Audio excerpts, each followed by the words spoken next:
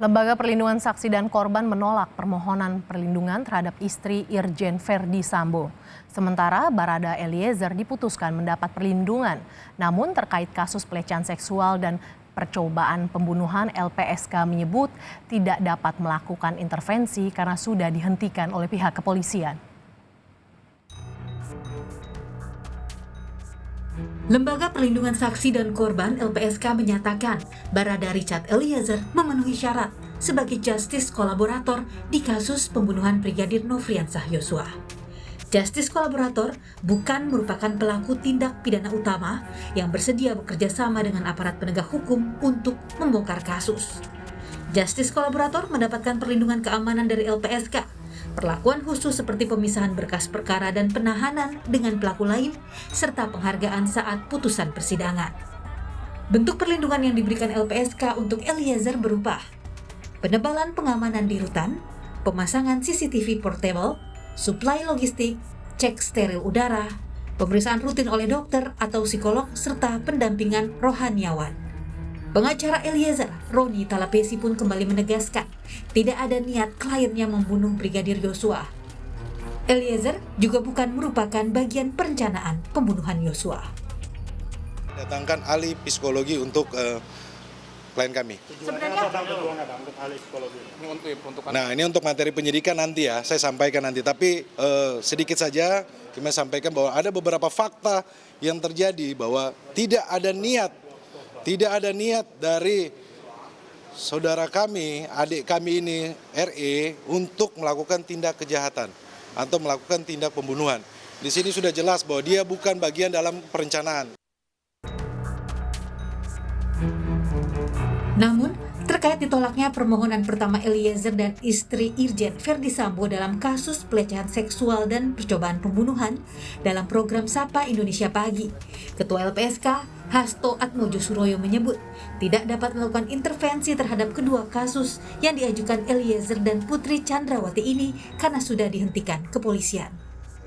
Berkaitan dengan laporan tindak pidana pelecehan seksual dan juga percobaan pembunuhan, itu kan ternyata sudah dihentikan oleh pihak polisian. Jadi LPSK tentu tidak bisa melakukan intervensi apapun terhadap permohonan kedua orang ini. Karena apa? Karena LPSK itu ranah mandatnya ada di dalam peradilan pidana. Jadi kalau tidak ada tindak pidana yang dianggap ada, itu tentu saja kita tidak bisa melakukan intervensi apapun. Karena kalau Eliezer ini ditolaknya karena yang bersangkutan sudah menjadi tersangka. Dan kemudian kami sampaikan kalau yang bersangkutan ingin menjadi atau bersedia menjadi justice collaborator, itu barangkali LPSK bisa memberikan. Nah, artinya setelah kami kemudian kemarin bertemu dengan yang bersangkutan, setelah menerima permohonan dari penasihat hukumnya, ya kami berkeyakinan bahwa yang bersangkutan memang bersedia menjadi justice collaborator dan memenuhi syarat, itu menurut kami. Sedangkan kalau Ibu Putri, kami sama sekali belum bisa mendapatkan keterangan apapun sebenarnya berkaitan dengan laporan dia ke polisi dan juga permohonan yang bersangkutan ke LPSK. Ya. LPSK menolak permohonan perlindungan yang diajukan Putri Chandrawati. Hasil asesmen membuktikan tidak ada ancaman atau trauma yang didapat istri Verdi Sambo sebagai korban percobaan pencabulan.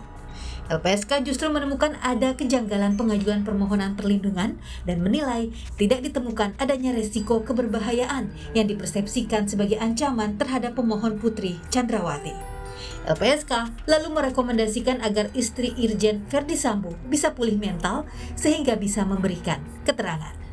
Tim Liputan, Kompas TV. Untuk mengetahui perkembangan terkininya, kita segera bergabung dengan jurnalis Kompas TV, Valentina Sitorus di Bareskrim Polri Jakarta. Selamat siang, Valen. Jadi kapan istri Irjen Verdi Sambo, Putri Chandrawati, diperiksa oleh tim sus?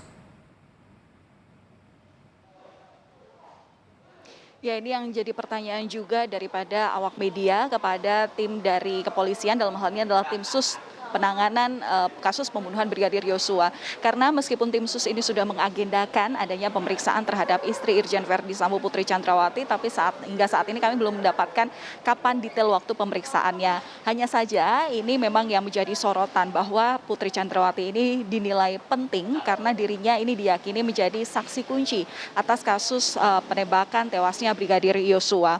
Putri ini sebelumnya juga disampaikan oleh Kabar Reskrim Mabes Polri bahwa dirinya ini diyakini berada di lokasi berdasarkan dengan temuan DNA saat olah tempat kejadian perkara yang dilakukan di kawasan Duren 3 Jakarta Selatan. Di mana saat itu ditemukan 6 DNA, di mana 4 diantaranya adalah DNA daripada keempat tersangka yang sudah ditetapkan oleh tim sus Mabes Polri. Kemudian 1 DNA merupakan DNA dari Brigadir Yosua dan 1 DNA-nya lagi diyakini adalah DNA dari istri Irjen Verdi Sambo Putri Chandrawati. Nah, hingga saat ini memang pemeriksaan yang dilakukan dari sejumlah pihak terhadap Putri Chandrawati masih 0, begitu artinya belum membuahkan hasil, sehingga diharapkan tentu sikap kooperatif dari Putri Chandrawati untuk mengikuti segala rangkaian pemeriksaan ataupun ketika nanti sudah dilakukannya atau sudah terjadwal pemeriksaan dari tim sus Barreskrim Polri. Apalagi hingga saat ini tim sus kini telah bekerja keras untuk menyelesaikan kasus ini agar dapat segera dilimpahkan ke kejaksaan. Mercy. Ya, tim sus Kapolri segera periksa Irjen Verdi Sambo. Terima kasih jurnalis Kompas TV Valentina Sitorus yang melaporkan langsung dari Barreskrim Polri.